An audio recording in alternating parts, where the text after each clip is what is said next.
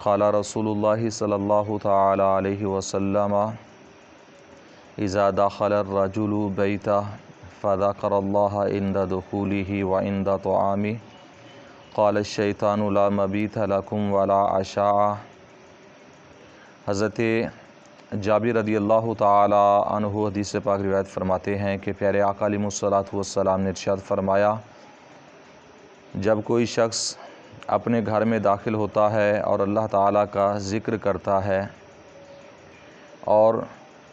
کھانا کھانے کے وقت بھی اللہ تعالیٰ کا ذکر کرتا ہے تو شیطان کہتا ہے کہ اس جگہ پر آج تمہیں رات گزارنے کو بھی موقع نہیں ملے گا اور تمہیں رات کا کھانا بھی نہیں ملے گا۔ اور پیارے آقا علیہ الصلوۃ والسلام نے فرمایا وَإِذَا دَخَلَ فَلَمْ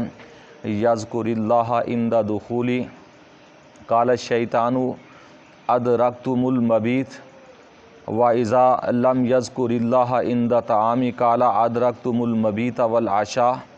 پیارے آقا علیہ الصلوۃ والسلام نے فرمایا کہ جب کوئی بندہ مومن اپنے گھر میں داخل ہوتا ہے اور اللہ کا نام نہیں لیتا،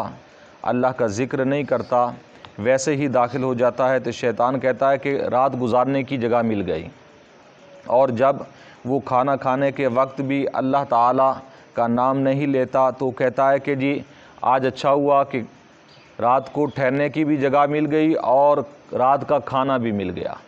یہ مسلم شریف کی حدیث مبارکہ ہے، یعنی پیارے آقا علیہ الصلوۃ والسلام نے فرمایا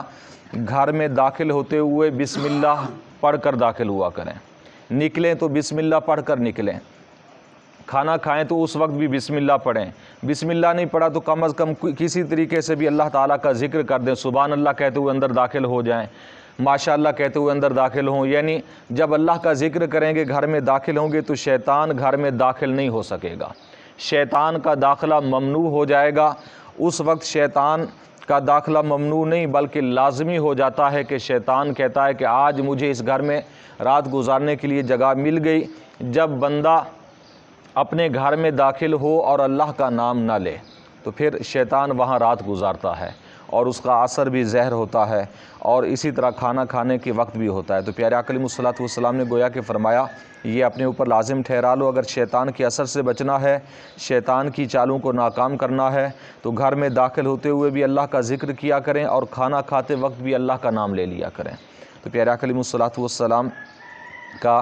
ایک اور معمول کہ حضرت کعب بن مالک رضی اللہ تعالی عنہ فرماتے ہیں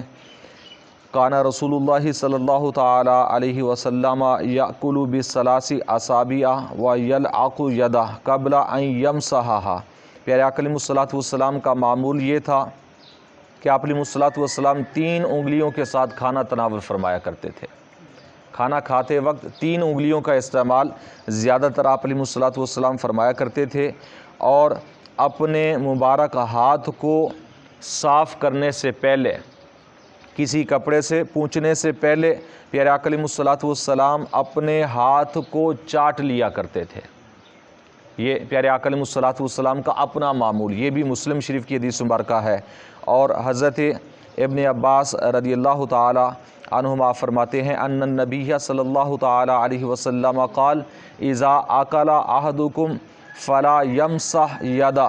حتی یلعقها او یلعقها۔ آپ علیہ الصلوۃ والسلام نے فرمایا کہ جب تم میں سے کوئی شخص کھانا کھائے اور کھانا کھانے کے بعد اسے چاہیے کہ اس وقت تک وہ اپنے ہاتھ نہ دھوئے اور اپنے ہاتھوں کو صاف نہ کرے جب تک کہ وہ اپنے ہاتھ چاٹ نہ لے یا چٹوا نہ لے۔ یعنی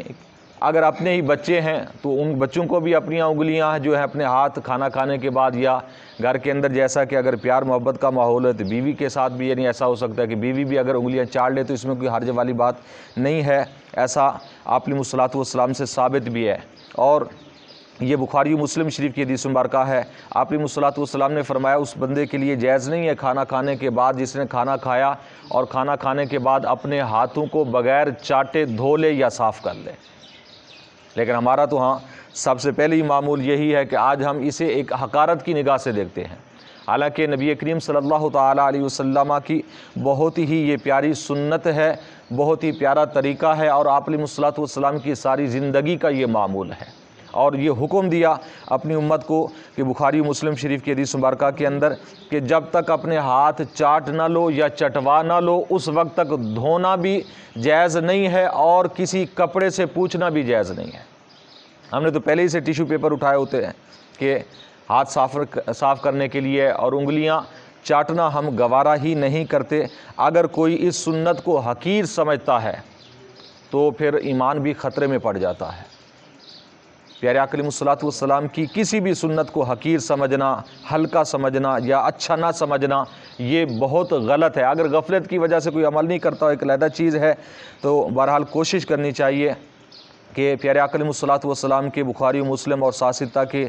کتابوں کے اندر اس طرح کے بہت سارے فرامین موجود ہیں کہ جس کے اندر پیارے آقا علیہ الصلوۃ والسلام نے سختی کے ساتھ یہ فرمایا کہ اپنے ہاتھوں کو سب سے پہلے چاٹو، انگلیوں کو چاٹو اور اس کے بعد ہاتھ دھو لو یا پھر صاف کر لو۔ یہ پیارے آقا علیہ الصلوۃ والسلام کا حکم ہے۔ اللہ تعالیٰ کی بارگاہ میں دعا ہے